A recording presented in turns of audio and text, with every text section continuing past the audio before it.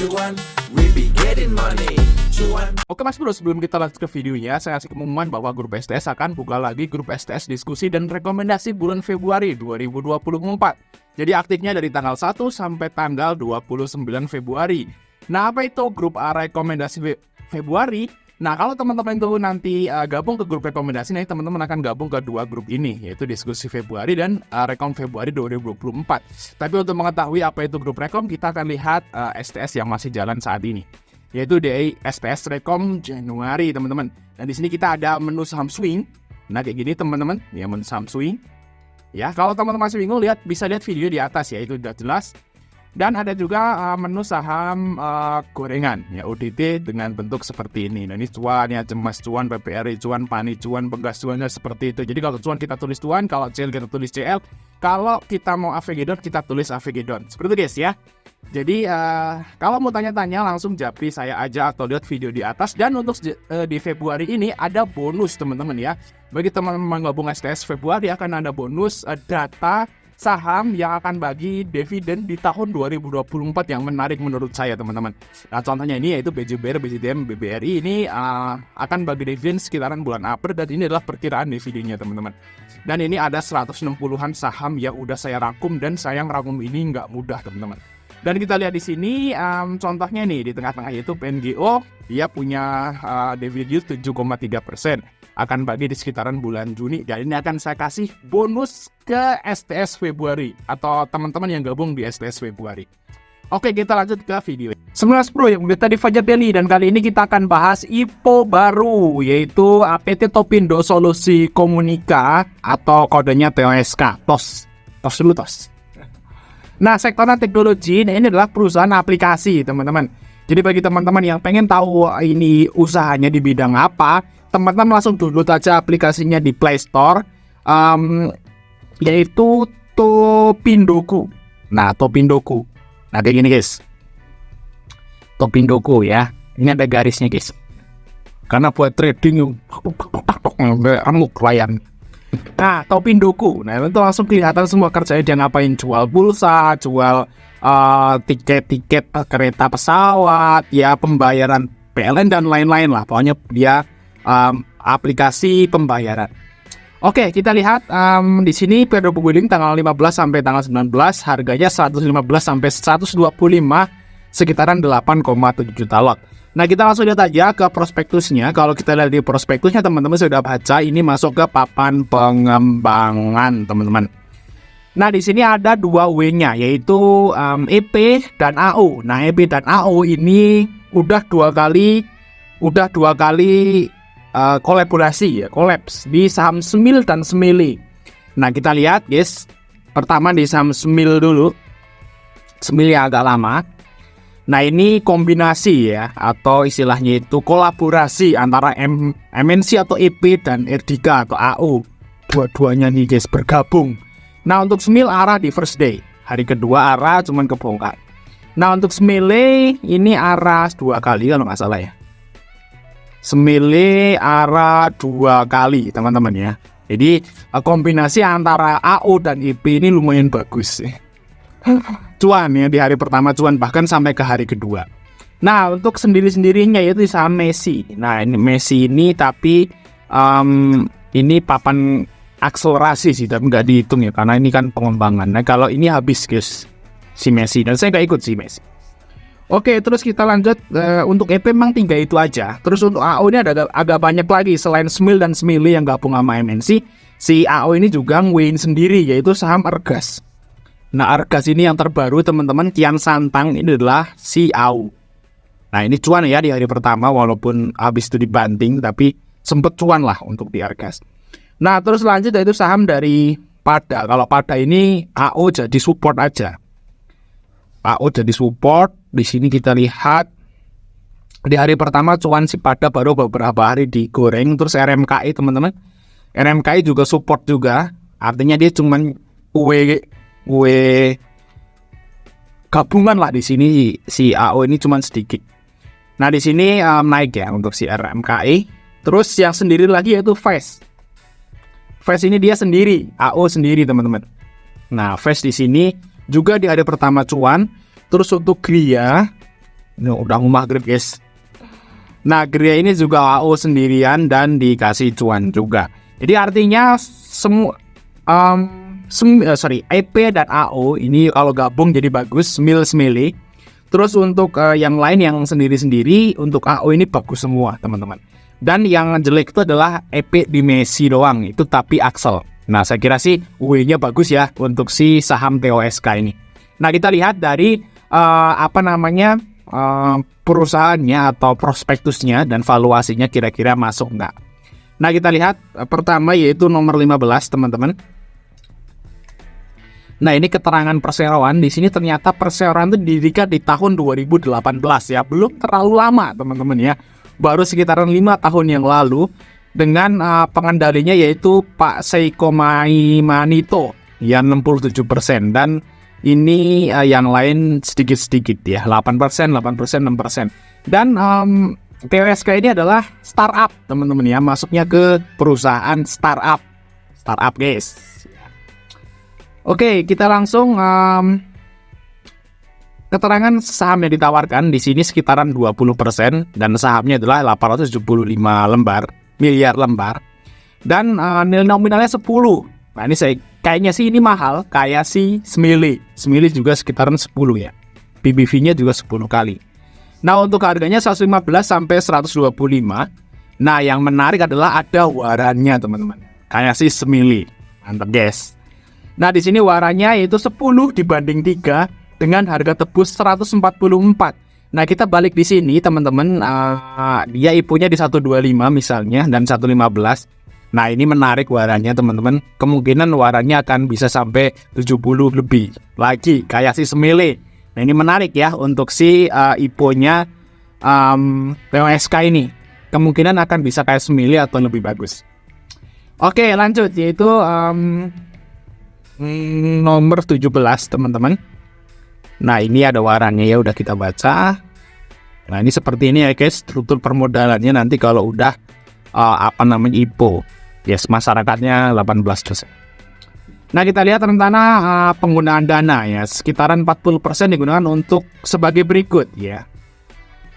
70% digunakan untuk pembelian persediaan seperti telekomunikasi, voucher game, token, payment point, dan bla bla bla.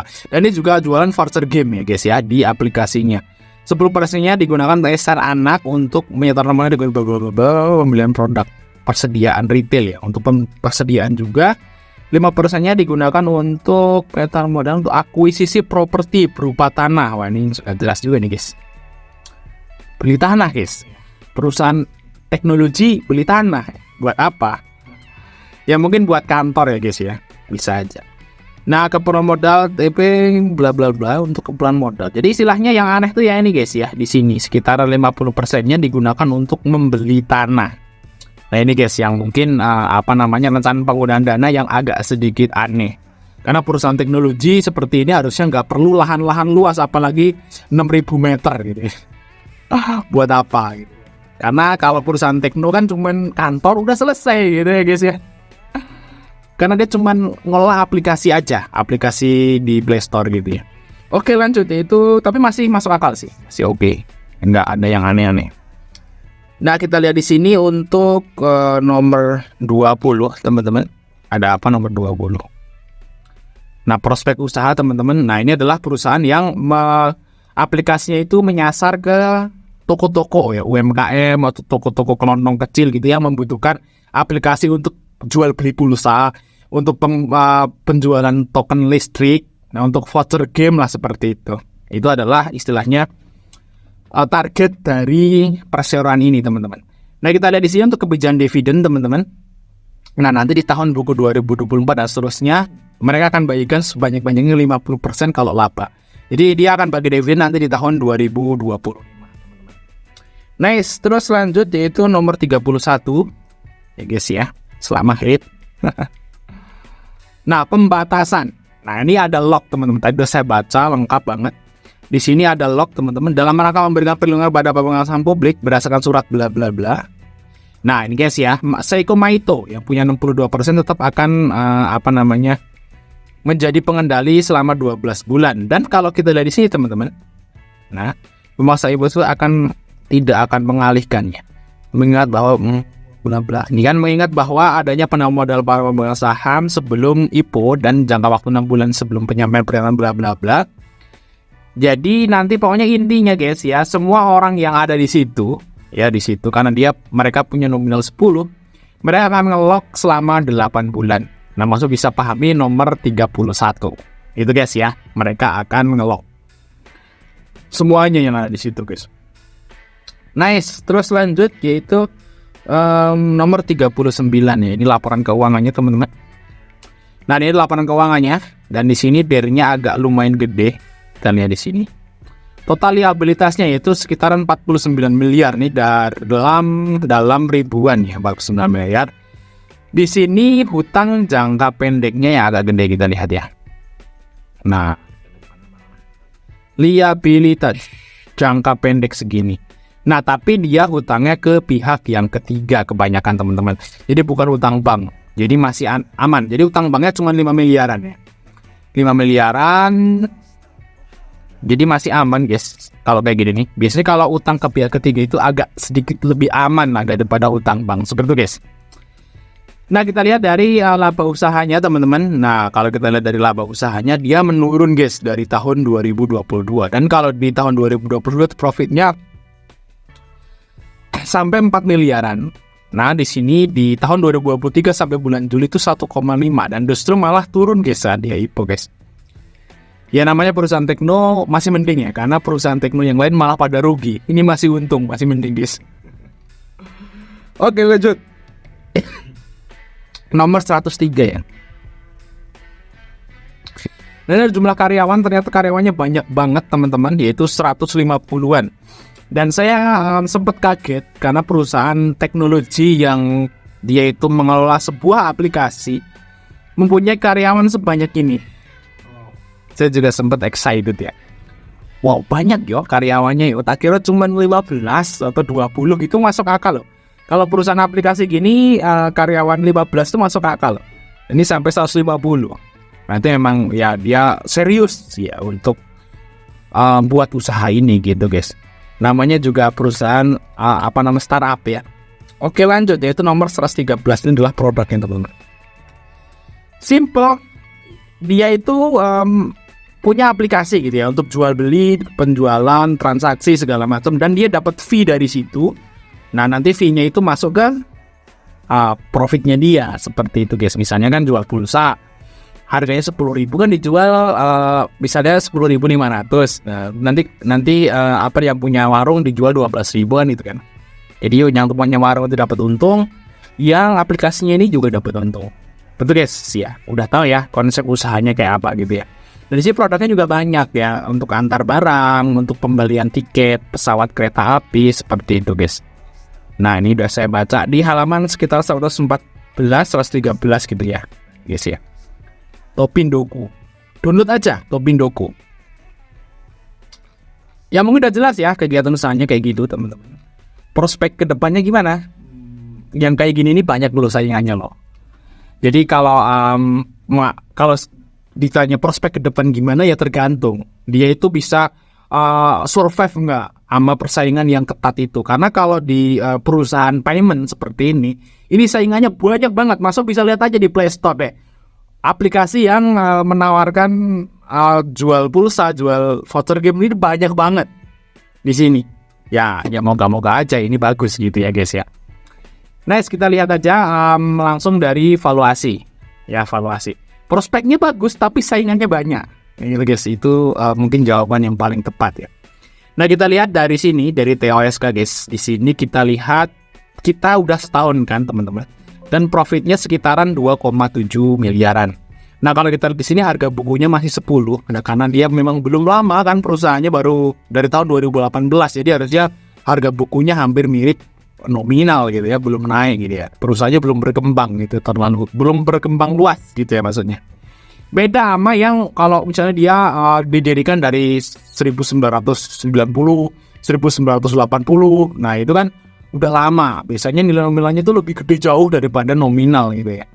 Biasanya harga bukunya lebih gede jauh daripada nilai nominal seperti itu. Nah, kita lihat PBV-nya 10 kali. Nah, ini sama kayak Semile. Semile juga PBV segini. Mahal ya guys ya. Tapi Semile masih arah 2 kali. Nah, di sini untuk pernya gede, mahal. Nah, untuk hutangnya di atas 100% tapi saya kira masih aman karena hutang banknya kecil. Nah, untuk ROE-nya kecil 7%. Harusnya perusahaan seperti ini ROE-nya di atas 15 ya. Nah, gitu guys, valuasi agak kurang menarik sebenarnya di IPO ini, yaitu tapi rata-rata perusahaan teknologi memang valuasinya kayak gini. Rata-ratanya teman-teman ya. Jadi ya wajar lah ini seperti ini. Dan untuk market cap-nya sekitar 400-an miliar teman-teman. Solusi. Kesimpulan. Ya kesimpulannya saya gimana? Kalau kesimpulannya saya ini akan ikut karena ada warnanya yang menarik. Harga tebusnya juga nggak terlalu tinggi. Saya kira sih kalau seperti ini kemungkinan sahamnya akan di atas harga tebus waran. Nah itu jadi saya akan ikut IPO ini. Cuman untuk pembagiannya kita lihat nanti karena kita kemarin juga bahas saham dari UNTD itu juga menarik. Nah mungkin kita akan dananya dibagi-bagi lah. Seperti itu guys, nanti kita akan buat konten seperti biasa. Oke, mungkin itu aja mas dari kita. Jangan lupa like dan subscribe. Sampai ketemu di video berikutnya.